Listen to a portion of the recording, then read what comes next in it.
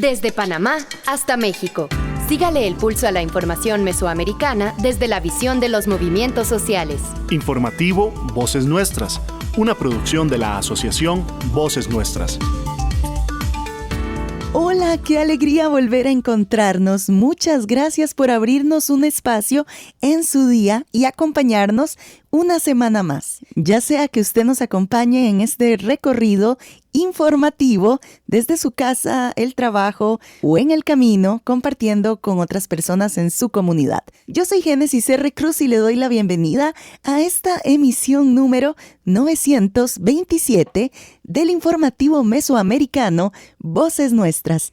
Este es un informativo que construimos de manera conjunta y solidaria gracias al trabajo y los aportes de las personas corresponsales que nos apoyan desde distintos rincones de Mesoamérica y América Latina. Son sus voces, sus miradas y sus territorios los que hacen posible este encuentro cada semana. Hoy vamos a volver a recorrer la región para escuchar historias que nos hablan de la defensa de derechos humanos, de las luchas de nuestros pueblos y de las esperanzas que seguimos construyendo en comunidad.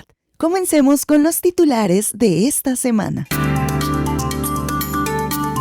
En México, comunidades indígenas participan en la consulta de la Ley General de Derechos de los Pueblos Indígenas y Afromexicanos. En Costa Rica, personas sobrevivientes impulsan diálogo nacional para fortalecer la respuesta frente a la violencia sexual contra niñas, niños y adolescentes. En Panamá, comunidades campesinas se movilizan en defensa del territorio y del río Indio. En Nicaragua, la Corte Interamericana de Derechos Humanos denuncia ante la OEA nuevas acciones de represión política en contra de la población nicaragüense.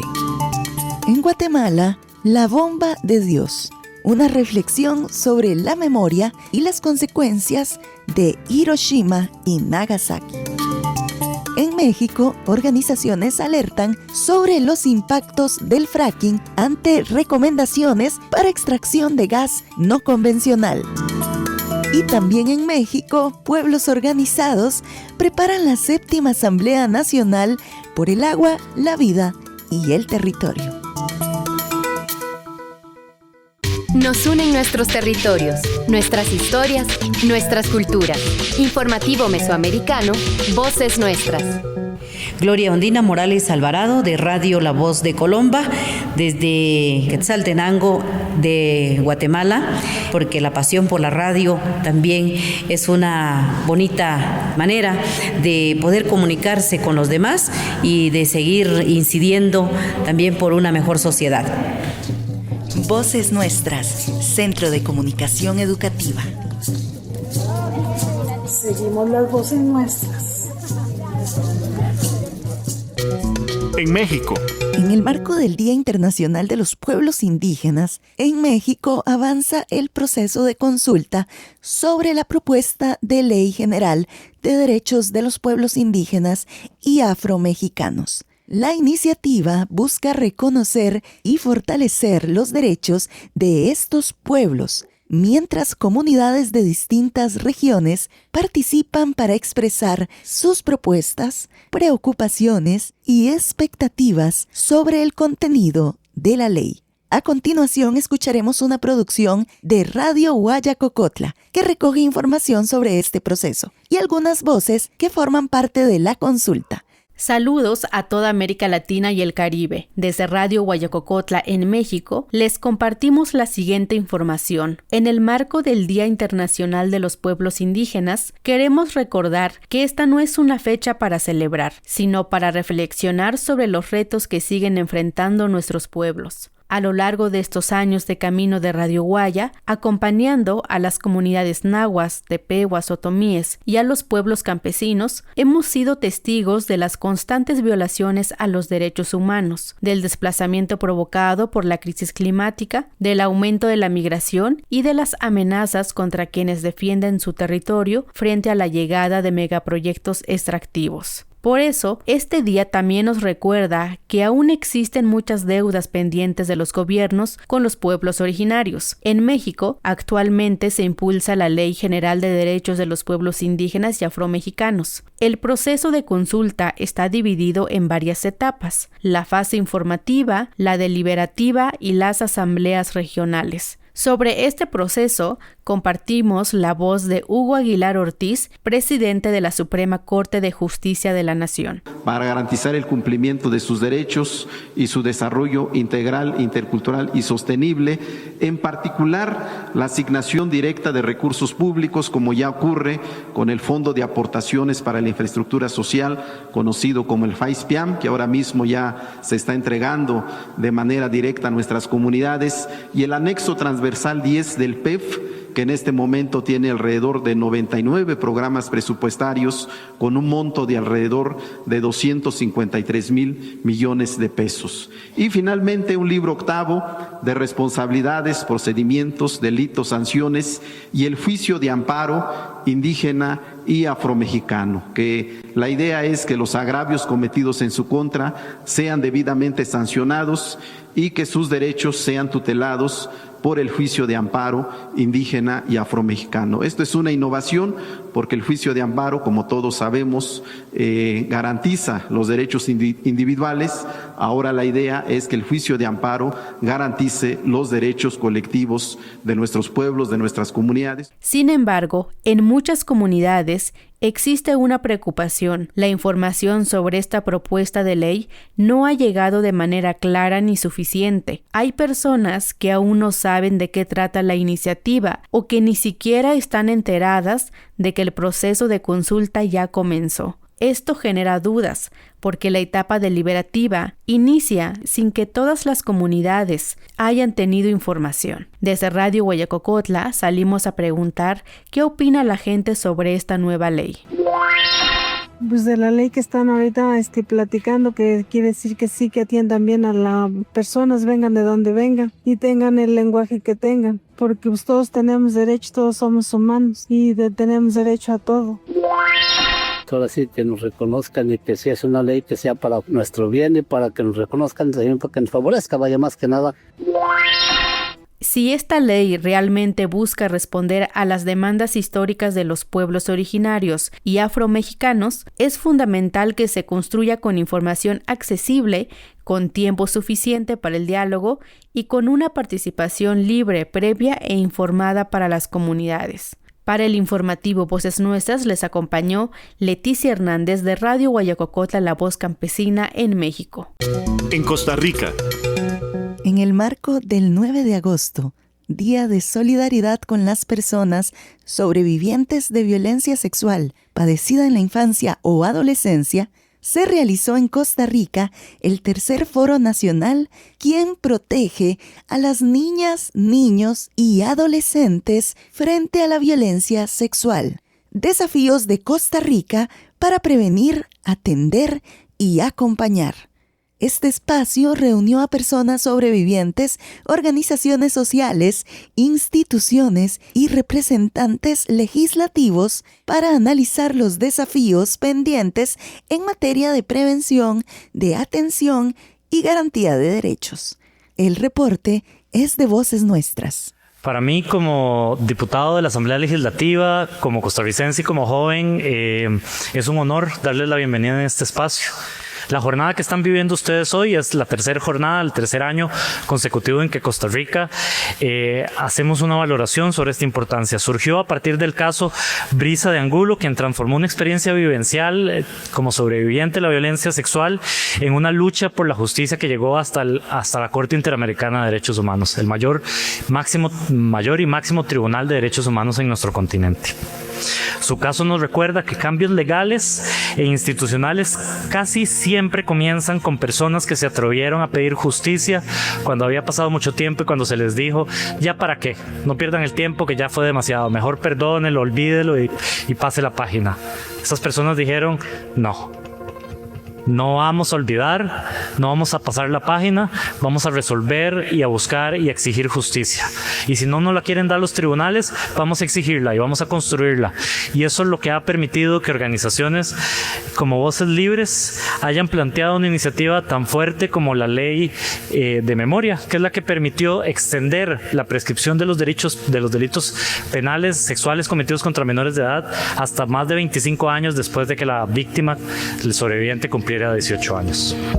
¿Quién protege a las niñas, niños y adolescentes cuando quienes debían cuidarles fallan?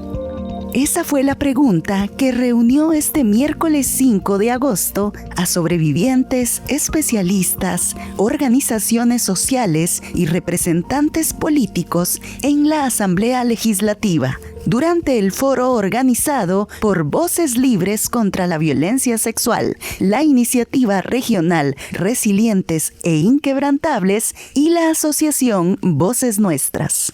El diputado de la fracción legislativa del Frente Amplio, Antonio Trejos, señaló que enfrentar estas violencias requiere voluntad política y el compromiso de las instituciones públicas.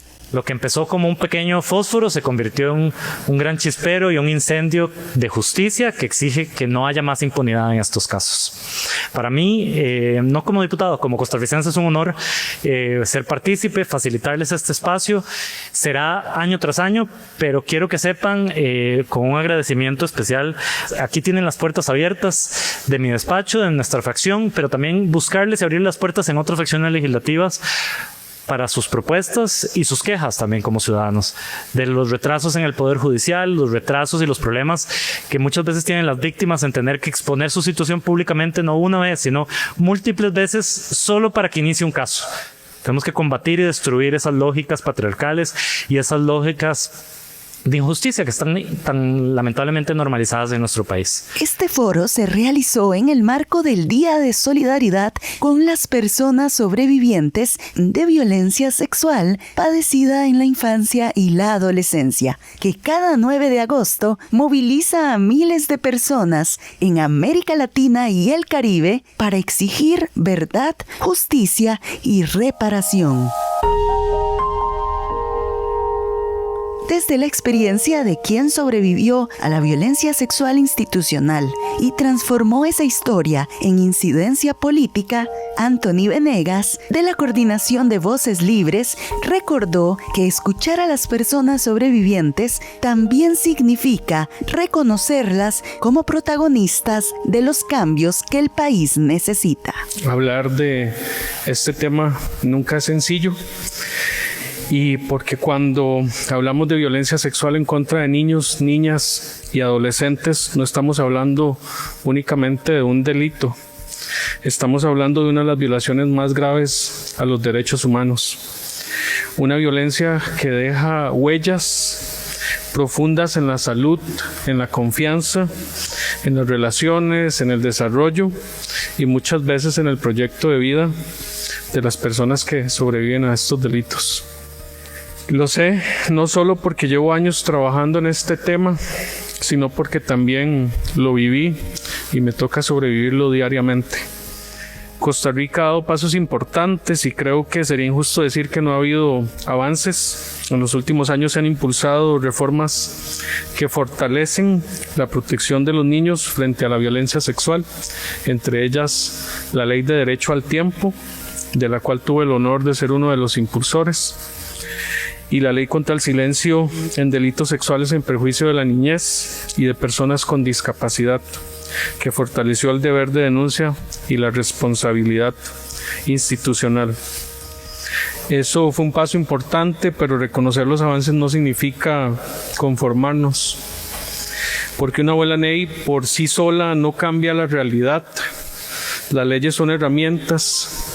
Lo que realmente transforma vidas es la voluntad política para implementarlas, asignarles recursos y garantizar que lleguen a quienes más las necesitan.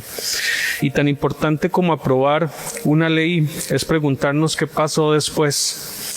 ¿Se está aplicando? ¿Las instituciones la conocen? ¿Se está cumpliendo los protocolos? ¿Estamos evaluando sus resultados? porque si no existe un seguimiento, un monitoreo y una rendición de cuentas, corríamos el riesgo de celebrar reformas que terminan existiendo únicamente en un papel. Por eso creo que hoy la pregunta ya no es cuántas leyes somos capaces de aprobar. La verdadera pregunta es cuántas vidas están cambiando gracias a esta ley. Quisiera detenerme en otro punto que considero fundamental. Durante muchos años las políticas públicas sobre violencia sexual se construyeron hablando de personas sobrevivientes. Creo que llegó el momento de construirlas con personas sobrevivientes. Alejandra Morales también es coordinadora en Voces Libres contra la violencia sexual. Ella insistió en que proteger a las infancias implica fortalecer comunidades, construir espacios seguros y desarrollar políticas públicas capaces de prevenir las violencias antes de que ocurran. Un grito de auxilio. Cada día 5 niños, niñas y adolescentes sufren de violencia sexual en Costa Rica y estas son solo apenas las cifras de casos registrados porque aún en la sombra hay muchísimos más. Hoy vengo en nombre de ellos y ellas y también alzo mi voz por las niñas, niños, mujeres, hombres que todavía no han podido romper el silencio. Por la falta de garantías estatales, por la culpa, por la soledad, porque siguen llevando un peso muy, muy fuerte, sin reparación y sin apoyo. Este silencio no es gratuito. Mientras sus abusadores siguen cenando en sus casas, siguen enseñando en sus escuelas e incluso siguen dirigiendo las iglesias a las que asisten con una vida completamente normal. Hoy quiero decirles que no estamos solos, solas y jamás fue nuestra culpa y es hora de que el Estado deje de hacer la vista larga, que voltee la mirada, no. Por eso hoy es un grito de auxilio por los que no han podido gritar. Pero prevenir la violencia sexual también requiere garantizar el acceso a la justicia. Desde la experiencia jurídica, acompañando a sobrevivientes en sus procesos de acceso a la justicia, la abogada Amanda Segura analizó los desafíos que aún enfrentan las personas sobrevivientes para acceder a procesos judiciales libres de revictimización. Una chica que atendió esta semana, que el pastor de la iglesia le decía, si no hay embarazo no hay violencia. Eso pasa todos los días. Tengo chicas que han ido al Poder Judicial y les han dicho en una fiscalía, una historia más de borrachera. Y todas las personas que estamos aquí hemos acompañado o hemos vivido eso en carne propia. Tenemos N cantidad de ejemplos de eso que pasan hoy, no hace 10, 15, 20, 40 años. No le pasó a la abuela, le pasó a la amiga, le pasó a usted, le pasó a su mamá, o a una persona que usted quiere y estima. Entonces, ese tipo de mitos y desinformación, de entender la violencia del trauma, por qué usted dura en hablar, por qué usted siguió en contacto con esa persona, por qué N cantidad de situaciones que solo si usted entiende la historia bien y se toma el tiempo de no nada más decirle, bueno, ¿y qué fue lo que pasó? Dígame rápido porque tengo que ir a tomar café. Es fundamental, por ejemplo, cuando hay violencia en una institución religiosa, por ejemplo. Y todo lo que eso implica en su familia y en su comunidad, que puede ser su único apoyo. Esas chicas no han tenido por qué pasar por eso. El Estado es responsable más que nadie, más que cualquier particular. Entonces, hay una cuestión que se me ocurrió. Es una calculadora para ver si el caso de violencia sexual en la infancia está prescrito. Es totalmente gratuita y es una cuestión que es de acceso público para que la gente pueda tenerlo sin tener la necesidad de que tener que contarle al guarda y al auxiliar y a la fiscala y a todo el mundo, y lo pueda hacer dentro de la intimidad de su teléfono o de su hogar o con el apoyo de una persona de confianza. El panel cerró con una mirada centrada en la reparación. La psicóloga clínica Diala Castro recordó que las secuelas de la violencia sexual pueden acompañar durante años a las personas sobrevivientes, por lo que el acompañamiento integral especializado constituye una parte indispensable de la respuesta del Estado. Lo que se sabe sobre trauma hoy en día no es lo mismo que se sabía hace más de 20 años, cuando muchos de nosotros fuimos formados. Ha avanzado muchísimo el conocimiento y la sensibilidad y la información para poder acompañar de una manera respetuosa, congruente con lo que las personas sobrevivientes requieren como un apoyo. Se reconoce que el abuso sexual es una experiencia adversa de la infancia, pero también que el impacto del apoyo va a cronificar o va a amortiguar las consecuencias de lo vivido. Un apoyo sensible, un apoyo respetuoso y una palabra que yo utilizo mucho, congruente, realmente puede amortiguar las graves consecuencias que esto genera a los niños, niñas y personas adolescentes que se encuentran en una etapa sensible de su desarrollo en todas las áreas. El abuso sexual entonces aparece, se mantiene y se agrava por los contextos en los que se desarrolla. Múltiples autores especialistas en trauma hablan de que el trauma infantil es minimizado, negado, encubierto, invisibilizado, y si es trauma infantil por abuso sexual, es todavía mucho más grave. A la gente no le gusta hablar del abuso. La violencia sexual y el abuso sexual típicamente es perpetrado, lo siguen diciendo una y otra vez las estadísticas, por figuras de cuidado, autoridad o una persona que tenía algún rol de responsabilidad, es decir, una persona en la que yo debía de confiar. El abuso sexual, por las características de las personas que abusan, se repite en el tiempo, por lo tanto es crónico. Y el abuso sexual es larguísimo, porque el abuso sexual empieza desde que la persona que abusa hace los mecanismos para atrapar esa familia, para atrapar ese niño, y yo no sé cuándo concluye. El foro concluyó con la lectura pública de las 12 exigencias dirigidas al Estado costarricense para fortalecer la prevención, la atención integral, el acceso a la justicia y la reparación para las personas sobrevivientes de violencia sexual durante la infancia y la adolescencia. Puede conocer estas demandas en las redes sociales de Voces Libres contra la Violencia Sexual. Las organizaciones convocantes también invitaron a la ciudadanía a participar este domingo 9 de agosto en el tercer pasacalles artístico de sobrevivientes, que partirá a las 9:30 de la mañana desde el Parque Central de San José, como parte de la conmemoración regional del Día de Solidaridad con las personas sobrevivientes de violencia sexual padecida en la infancia y la adolescencia. Desde Voces Nuestras, este fue un reportaje de Génesis R. Cruz. En Panamá, comunidades campesinas de las provincias de Coclé y Colón se movilizaron en la ciudad de Panamá para expresar su rechazo al proyecto de embalses impulsado por la autoridad del Canal de Panamá en la cuenca del río Indio. Las organizaciones comunitarias denuncian posibles afectaciones a sus territorios, sitios históricos y formas de vida, así como el desplazamiento de familias y comunidades. La protesta se da mientras avanzan acciones legales en contra de las medidas vinculadas al proyecto y las comunidades exigen ser escuchadas en defensa de sus derechos y del ambiente. La información con Dania Betsy Batista Guevara desde Radio Temblor Internacional.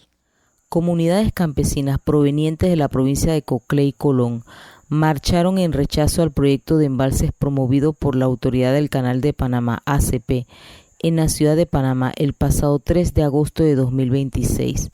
La movilización, convocada por la Coordinadora Campesina por la Vida contra los Embalses, tuvo como objetivo principal la presentación de una acción de nulidad contra el Decreto Ejecutivo número 26 del 21 de julio de 2026, que establece el cronograma para el cierre progresivo y posterior traslado de 8 cementerios comunitarios.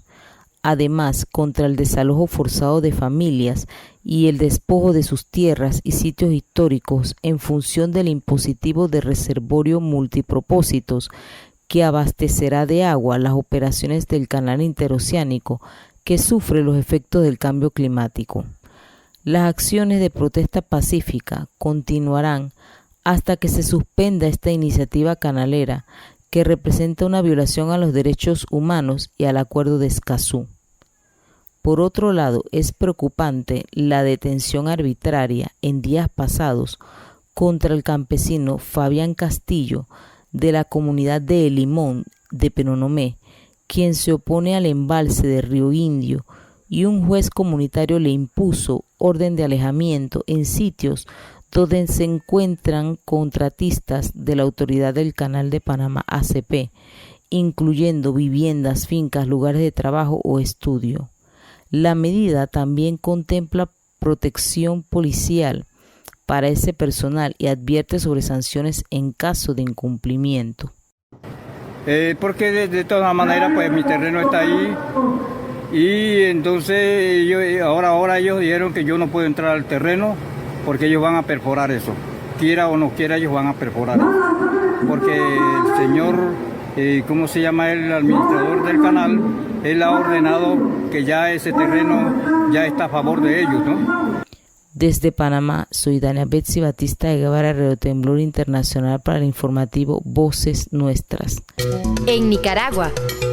Durante una sesión extraordinaria del Consejo Permanente de la Organización de los Estados Americanos, OEA, la comisionada Rosa María Payá, relatora para Nicaragua de la Comisión Interamericana de Derechos Humanos, CIDH, denunció la represión política ejercida por el régimen de Ortega y Murillo en contra de la población nicaragüense. La comisionada señaló una serie de acciones que, según la CIDH, vulneran los derechos humanos de las personas que expresan opiniones distintas a la del gobierno, incluyendo casos de persecución y desaparición forzada.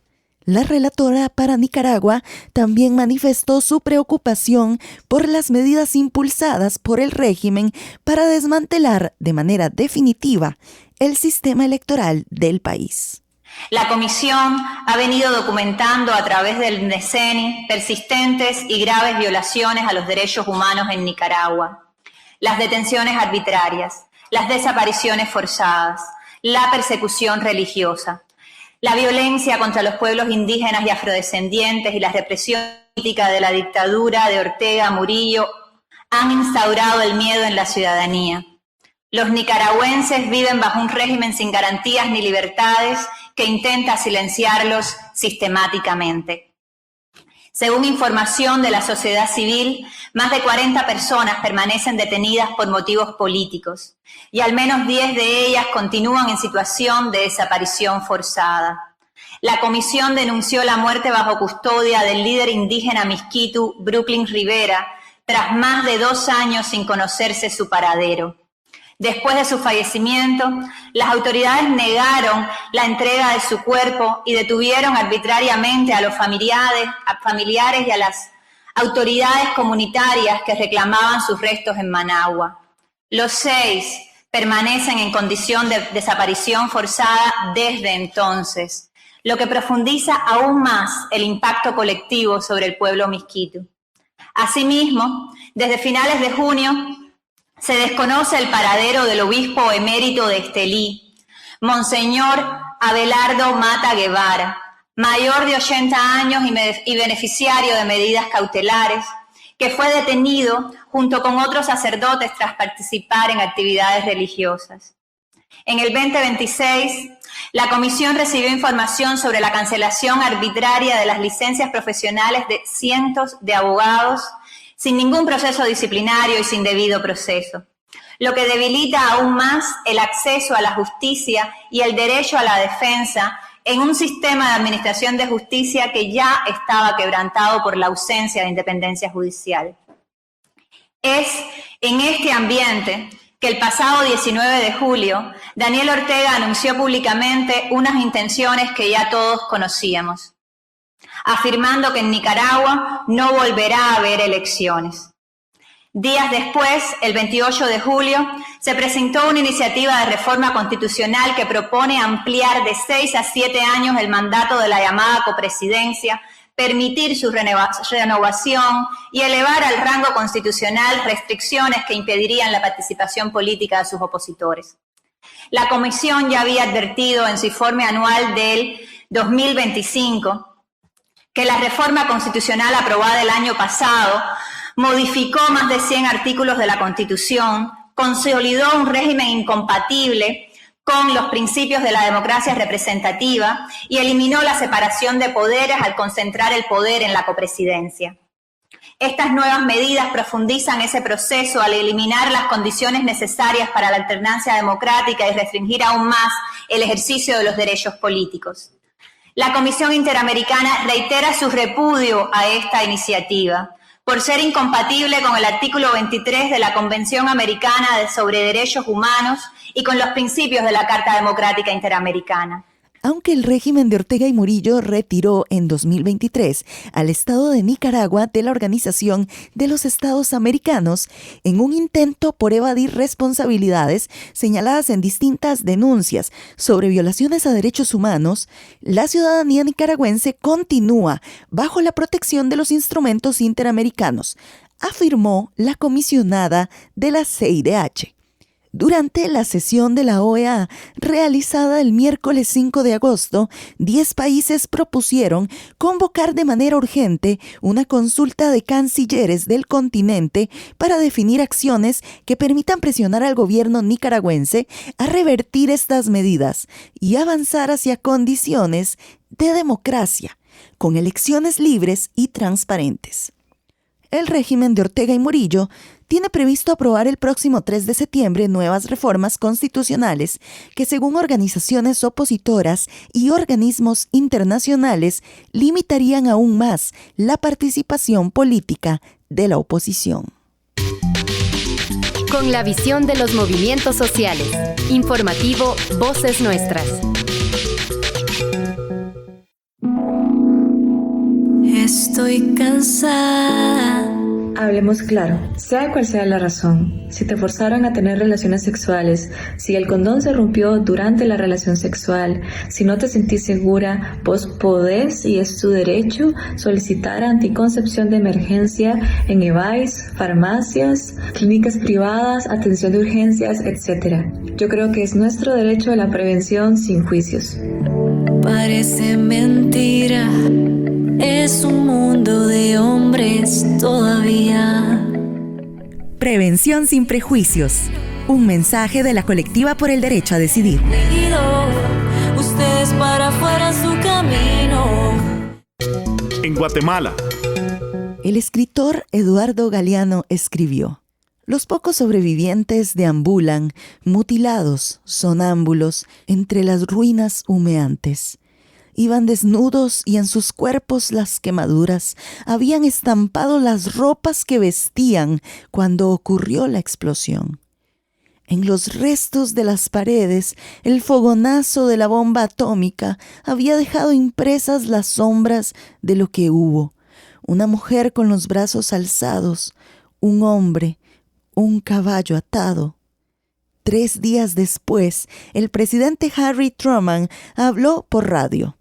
Dijo: agradecemos a Dios que haya puesto la bomba atómica en nuestras manos y no en manos de nuestros enemigos, y le rogamos que nos guíe en su uso de acuerdo con sus caminos y sus propósitos. En el marco histórico de los bombardeos atómicos lanzados contra las ciudades de Hiroshima y Nagasaki, el historiador e investigador Sergio Castañeda comparte sus reflexiones sobre las implicaciones de esos hechos y su vigencia en la memoria de la humanidad. La nota con el corresponsal Herbert Reyes.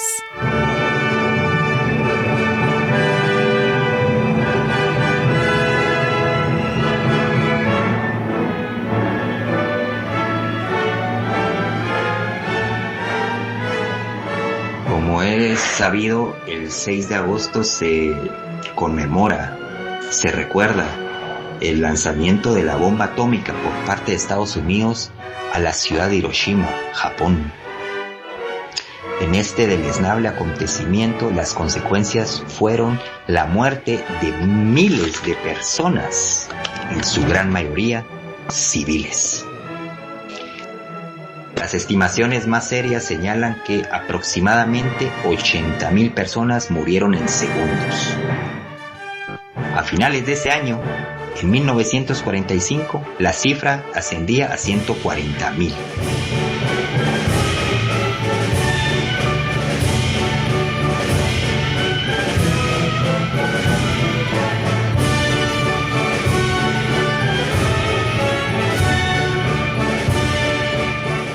Y por supuesto, tras investigaciones científicas, demográficas y médicas que sucedieron durante meses, incluso algunos años después, se supo que consecuencia de esta bomba, el total de muertes llegaba a una cifra de 200,000 personas. Por supuesto, muchas otras más tuvieron secuelas que les duraron años o incluso el resto de su vida, debido a heridas, quemaduras y a la potente radiación. También cabe destacar cómo esto impactó en la contaminación radioactiva, en la destrucción casi total de la vegetación, en la sucesión de incendios masivos que arrasaron bosques urbanos, parques y cultivos. Asimismo, se dio la muerte masiva de animales y la devastación de los ecosistemas locales. Por si esto fuese poco, 3 días después, una segunda bomba devastó la ciudad de Nagasaki, profundizando la tragedia humana cometida por el criminal imperio estadounidense.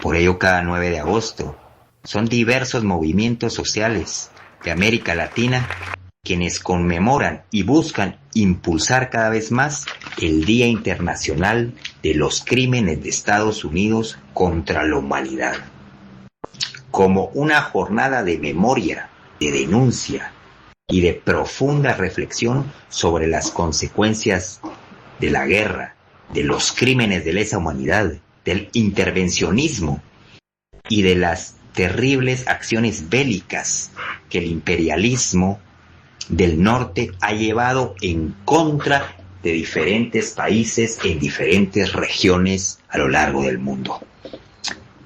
Muchos de ellos directamente contra la población civil.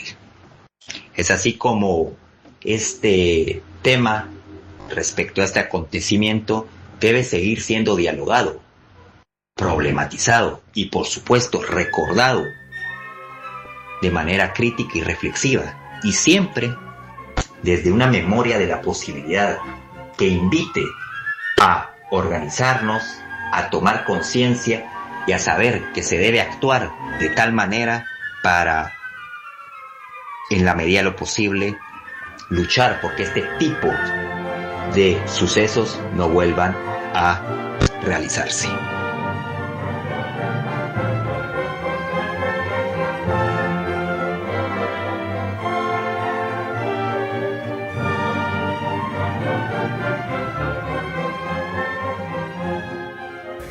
En 1945, mientras este día nacía, murió Hiroshima, la bomba de Dios, Eduardo Galeano. Para el informativo mesoamericano Voces Nuestras, reportó desde la ciudad de Guatemala Herbert Reyes.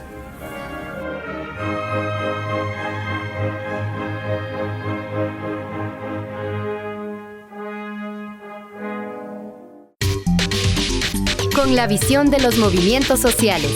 Informativo Voces Nuestras.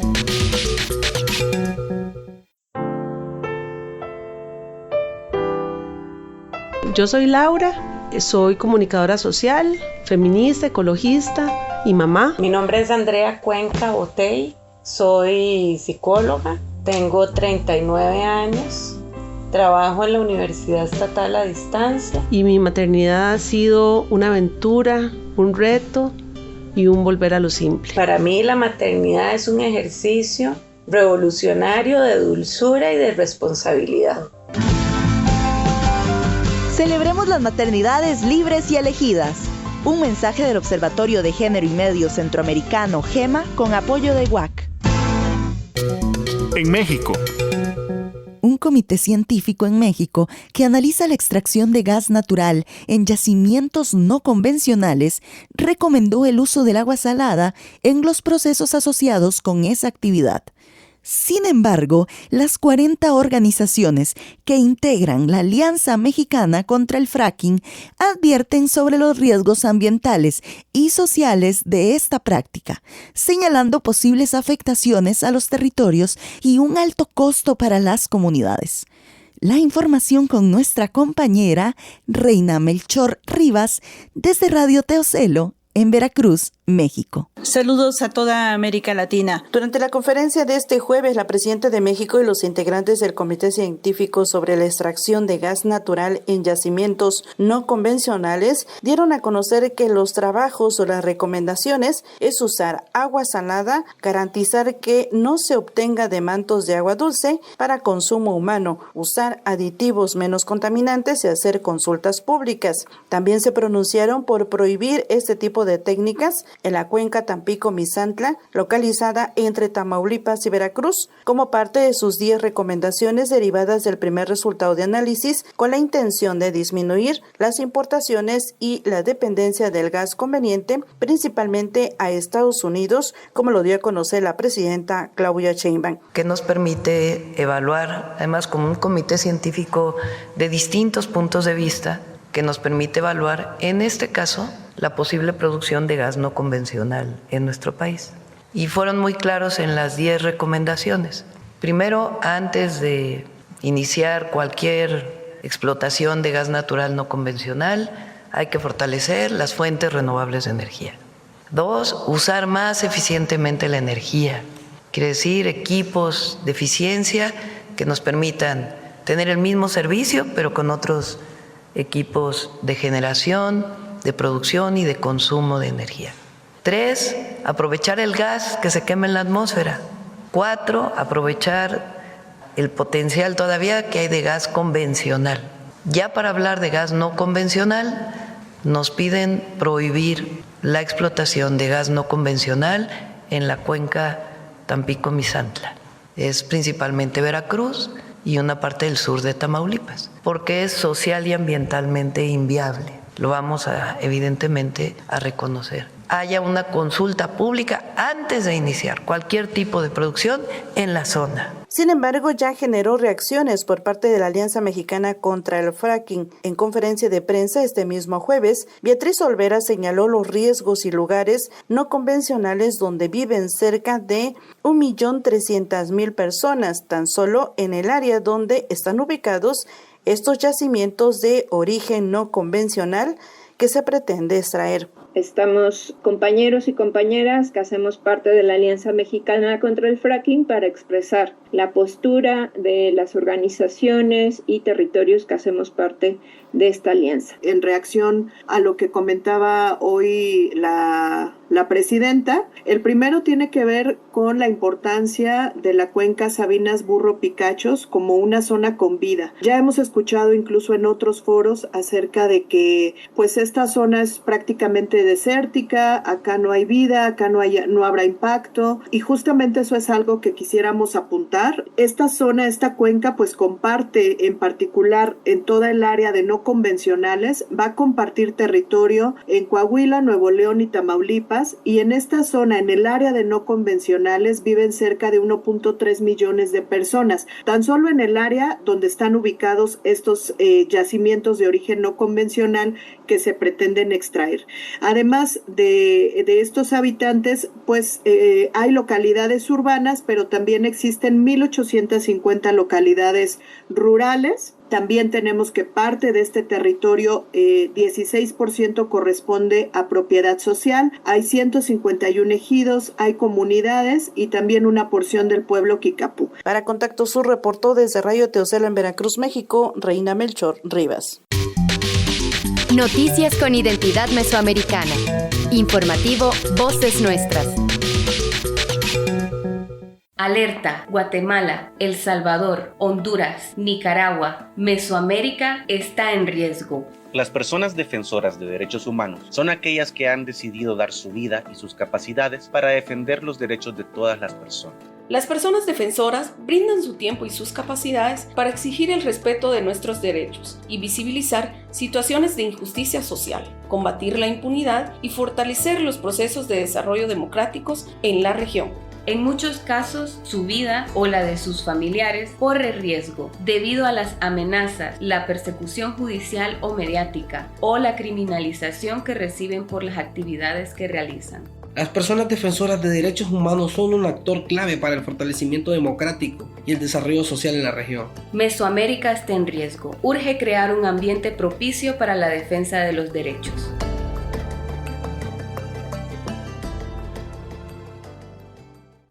En México, los días 8 y 9 de agosto se realizará en Zitácuaro, Nayarit, la 7ª Asamblea Nacional por el Agua, la Vida y el Territorio, un espacio de encuentro entre pueblos y comunidades en México que defienden sus territorios frente a proyectos extractivos y distintas amenazas ambientales. En entrevista con Alejandro y Berta, colaboradores de Radio Zacatepec en Puebla, conocemos la historia de estas asambleas, que surgieron en sus territorios y con el tiempo han articulado a otros pueblos en una lucha por la defensa de la vida, el agua y la autonomía comunitaria. El aporte es de Radio Sinaca, gracias a Maribel Vázquez. Hola amigas y amigos de América Latina y el Caribe, en esta ocasión les compartimos que habrá una 7ª Asamblea Nacional por el Agua, la Vida y el Territorio en el estado de Nayarit, en México, los días 8 y 9 de agosto. Integrantes de la Radio Zacatepec en el estado de Puebla nos comparten cómo se va a llevar a cabo este evento y cuál es el objetivo del mismo. La región cholulteca y de los volcanes, allá, pues aquí de Puebla, surge esta inquietud de enlazarnos, de caminar juntos colectivamente al cuidado de lo que es la defensa del agua y el territorio. Surge en Zacatepec, de hecho, la primera asamblea. Esta es la 7ª asamblea que se llevará a cabo allá con nuestras hermanas y hermanos de Nayarit, próximo 8 y 9 de agosto. Quedan cordialmente invitados y efectivamente es caminar juntos, porque la guerra de exterminio y de saqueo del capital y del Estado está más fuerte cada vez. Entonces hoy no podemos seguir aislados. Creo que este encuentro pues nos va a tener que fortalecer para seguir en la defensa de los recursos. Bueno, nuestra compañera aquí presente también puede compartir algo.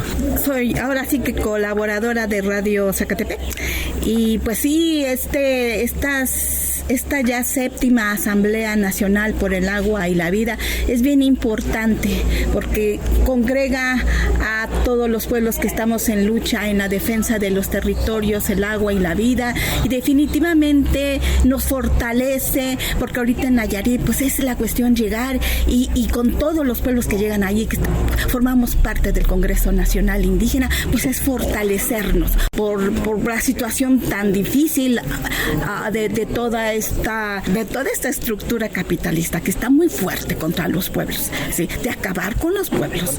Y bueno, en esta parte, ¿cómo es que están pensando pues poder juntar a la gente y cómo pueden participar? Sí, de hecho, a través de las redes sociales, en las páginas oficiales de la Asamblea Nacional por el Agua y la Vida y el Territorio, en Facebook, ahí pueden buscar las bases, la convocatoria, los lugares, los espacios, las políticas internas que también va a llevar esto. Hay otra página que es la de Mi Radio Zacatepec Tlaxcalancingo de Facebook, que igual la pueden consultar. Y pues el Congreso Nacional Indígena, que es la página oficial, entran al Congreso Nacional Indígena de Facebook y ahí pues están los contactos. Y sí, la invitación pues es sumarse todos los territorios, escuchar las transmisiones en vivo. Digo, si no pueden llegar a Nayarit, nosotros vamos a estar transmitiendo a través de la página de Mi Radio Zacatepec Tlaxcalancingo, el CNI, Otomisa en Resistencia, la NAVI, que es la Asamblea Nacional por el Agua y la Vida, va a estar transmitiendo todo el evento los 2 días que vamos a estar por ella. Se despide de ustedes Maribel Vázquez desde Radio Comunitaria Tzinaca en la Sierra Nororiental de Puebla, en México. Aquí se escuchan las voces de las mujeres y hombres que construyen Mesoamérica día a día. Informativo Voces Nuestras. Así llegamos al fin de esta emisión del Informativo Mesoamericano Voces Nuestras. Muchísimas gracias por acompañarnos y ser parte de esta red de personas que creemos que otra comunicación es posible. Una comunicación que sí escucha, que cuestiona, que denuncia, pero que también celebra la organización, la solidaridad y la esperanza de nuestros pueblos. Recuerde que este informativo es una producción colectiva construida gracias al compromiso de nuestra red de corresponsales en toda la región, quienes hacen posible que estas historias lleguen a usted. Yo soy Génesis R. Cruz y ha sido un gusto compartir esta emisión. Nos reencontramos la próxima semana con más información, más voces y más historias desde Mesoamérica y América Latina. Informativo Mesoamericano Voces Nuestras, una producción de la Asociación Voces Nuestras con el apoyo de la Red de Corresponsales, representantes de medios y organizaciones de Centroamérica y México y el apoyo de Rosa Luxemburg Stiftung y Pan para el Mundo.